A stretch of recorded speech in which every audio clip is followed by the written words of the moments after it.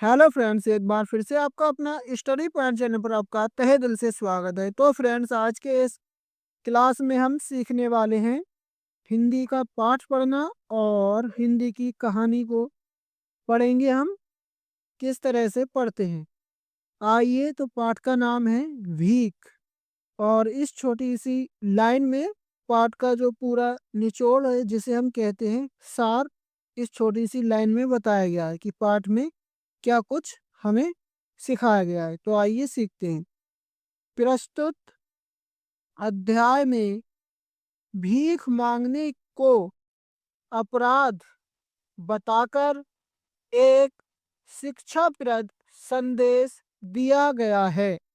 तो फ्रेंड्स, जो भीख मांगने को एक अपराध बताकर शिक्षाप्रद संदेश दिया गया है, इस पाठ में हम पढ़ेंगे आगे, तो हमें और डिटेल में पता चलेगा क्या सही तरीके से क्या बताया गया है। तो फ्रेंड्स, अगर अभी अभी तक आपने वीडियो को नहीं किया है लाइक, तो कर दीजिएगा लाइक और चैनल को कर लीजिएगा सब्सक्राइब। अगर आप चैनल पर पहली बार विजिट कर रहे हैं तो चैनल को सब्सक्राइब करें हमसे जुड़ने के लिए, ताकि आने वाला नेक्स्ट वीडियो आप तक सबसे पहले पहुंच सके। तो आइए सीखते हैं। ए और का। एक गांव में एक लड़का रहता था। एक गांव में एक लड़का रहता था। उसकी उम्र ऊ और माँ पे नीचे रा पदेन है जो लगा हुआ है।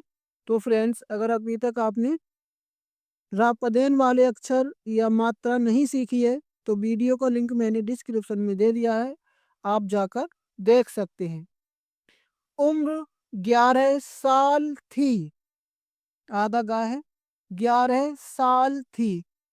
11 साल की उम्र में ही उसके पिता की बस दुर्घटना में मौत हो गई।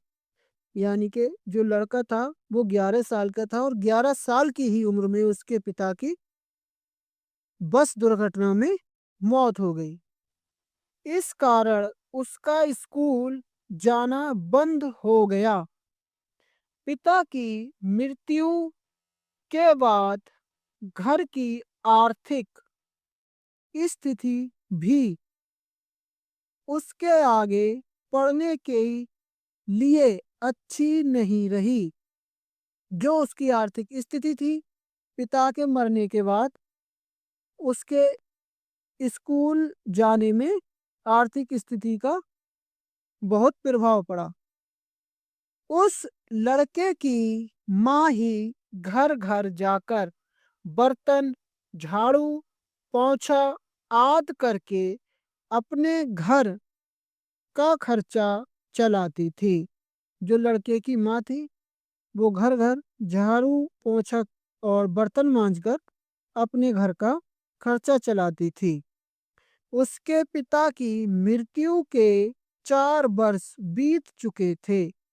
अब उस लड़के की उम्र 15 वर्ष हो गई थी।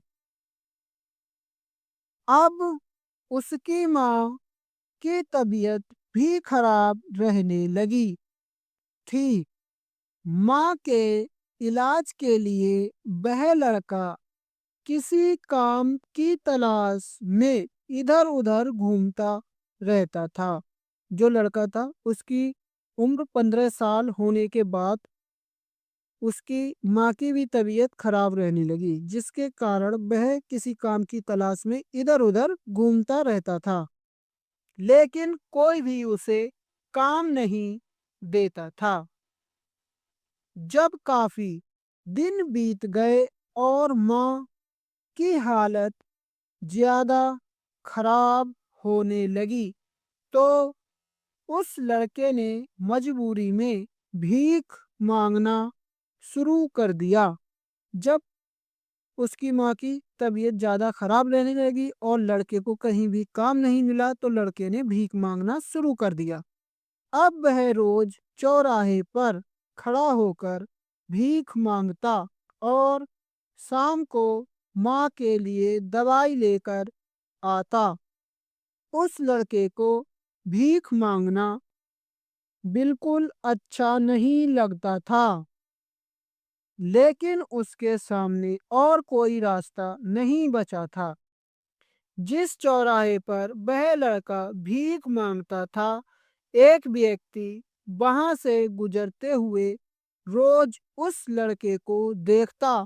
वहीं थोड़ी दूर से वह व्यक्ति बस में जाता था। वह व्यक्ति उस लड़के की मजबूरी को समझता था। एक दिन जब उस व्यक्ति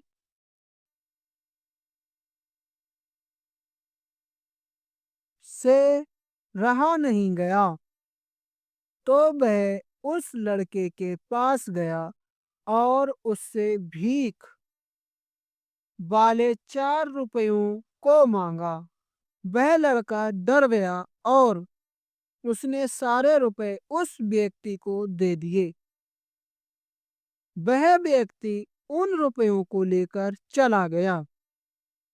उस लड़के को लगा कि वह व्यक्ति अब वापस नहीं आएगा। थोड़ी देर बाद वह व्यक्ति वापस आया। उस व्यक्ति के हाथों में खिलौने थे।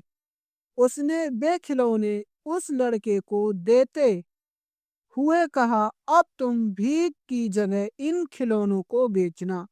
जो व्यक्ति था, उस व्यक्ति ने उस लड़के से जो भीख के रुपए थे 4 वो लिए और वो लेकर चला गया।